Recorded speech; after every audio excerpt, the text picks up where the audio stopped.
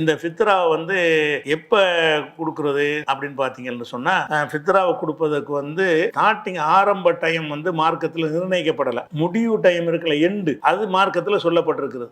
End என்னன்னு கேட்டா, அவர்கள் மக்கள் தொழுகைக்கு போறதுக்கு முன்னாடி கொடுத்துடணும். ரசூலுல்லாஹ் என்ன செய்யறாங்கன்னு கேட்டா, இந்த சதக்கத்துல் ஃபித்ருக்கு கட்டளை இட்டார்கள், தொழுகைக்கு மக்கள் புறப்படுவதற்கு முன்பு அவங்களுக்கு சேர்ந்துடணும். பெருநா தொழுகைக்கு போறாங்கல்ல, பெருநா தொழுகைக்கு முந்தி கொடுத்துடணும்னு அர்த்தம் இருக்கே தவிர அது பிந்தக்கூடாதுன்னு அதுக்கு அர்த்தம். அதுக்கான பெருநா தொழுகைக்கு முந்தினா என்ன செய்யக்கூடாது, எல்லாம் ட்ரெஸ் எல்லாம் போட்டு ரெடியா இருப்பான்ல, அப்போ கொண்டே கொடுக்கணும் பெருநா தொழுகை அப்படின்னு அர்த்தம் கிடையாது. பெருநா தொழுகைக்கு முந்தின்னு சொன்னா பெருநா தொழுகை பிந்தக்கூடாதுன்னு அர்த்தம். ஒரு நாளைக்கு முந்தியும் கொடுங்க, 5 நாளைக்கு முந்தி கூட கொடுங்க. பெருநா தொழுகையை தாண்டக்கூடாதுன்னு அர்த்தம். எல்லை வந்து என்னது, தாண்டக்கூடாதுங்கிறது தான் எல்லை இருக்கே தவிர முந்தி கொடுக்கறது வந்து நம்ம ஒரு 2 நாளைக்கு முந்தி கொடுத்தது நல்லது தானே. இன்றைய சூழ்நிலையில் அன்றைக்கு உணவையே வந்து ஃபித்ராவா கொடுத்துட்டு இருந்தாங்க. அப்ப உணவை வச்சு உணவுக்கு சாப்பிட தான் முடியும். இன்றைய ஃபித்ராங்கிறது வந்து பணமாக நம்ம கொடுக்கும் பொழுது அவங்க தேவையான பெருநாளைக்கு வேற வேற பொருள்கள்லாம் தேவை இருக்குது. பல விதமா சாப்பிட ஆசைப்படுவாங்கல்ல, இதெல்லாம் எல்லாரும் நம்ம அப்படித்தானே சாப்பிடுவோம். அப்ப நீங்க கொண்டே இந்த பெருநாள் அன்னை கொண்டே கொடுத்தாலும் எப்படி வாங்குவார் அவர் அன்றைக்கு அதெல்லாம் வாங்கி சாப்பிட முடியாது. அப்ப இதெல்லாம் வந்து பணமாக நீங்க கொடுக்கும் பொழுது அதை வந்து ஒரு நாளைக்கு 2 நாளைக்கு முந்தி கொடுத்தா தான்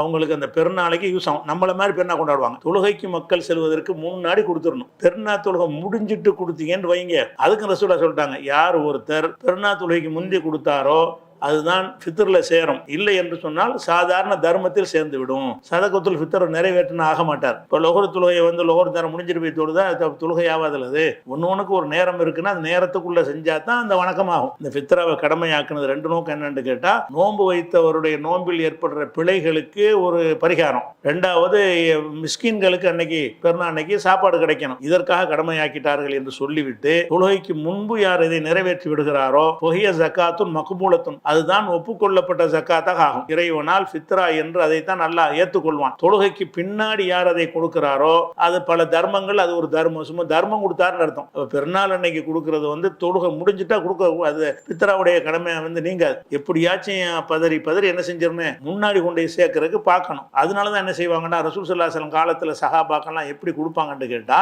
இது புகாரில் வரக்கூடிய ஒரு ஹதீஸ். நபி ஸல்லல்லாஹு அலைஹி வஸல்லம் காலத்துல சஹாபாக்கள் இந்த ஃபித்ரா தர்மத்தை ஒரு நாள் அல்லது 2 நாளுக்கு முன்பே கொடுத்து விடுவார்கள். அது எண்டு தான் டைம் இருக்கு, முந்தி கொடுக்கலாம்னு வழங்குது. பெருநாள் அன்னைக்கு தான் கொடுக்கணும் அவசியம் கிடையாது. அதை தாண்டக்கூடாதுன்னு அர்த்தம். என்ன செய்யக்கூடாது, பெருநாள் தொழுகையை தாண்டி இதை கொடுக்கக்கூடாது. பெருநாள் தொழுகைக்கு முன்னாடி என்ன செய்யலாம், முதல் நாள் கொடுக்கலாம், அதுக்கு முதல் நாள் கொடுக்கலாம், அதுக்கு முதல் நாள் ரசூலுல்லாஹ் காலத்தில் கொடுத்துருக்காங்க. அப்ப நபி ஸல்லல்லாஹு அலைஹி வஸல்லம் காலத்தில் இந்த மாதிரி இருந்ததுனால இந்த ஃபித்ரா என்பதை முடிந்த அளவுக்கு முன்னாடியே கொடுக்கறது நல்லது. முன்னாடி தான் கொடுக்கணும். பெருநாள் அன்னைக்கு கொடுப்பதை விட அதிகபட்சமா என்ன செய்யணும், முதல் நாள் ராத்திரியே கொடுத்துட்டா தான் அவனுக்கு யூஸ் ஆகும். பெருநாள் தொழுகைக்கு போறதுக்கு முன்னாடி கருத்து என்னன்னா, இரவுல என்ன செய்யணும், முதல் நாளைக்கு கொடுத்துடணும். அப்ப இப்படி ஒரு விஷயம் இருக்கிறது.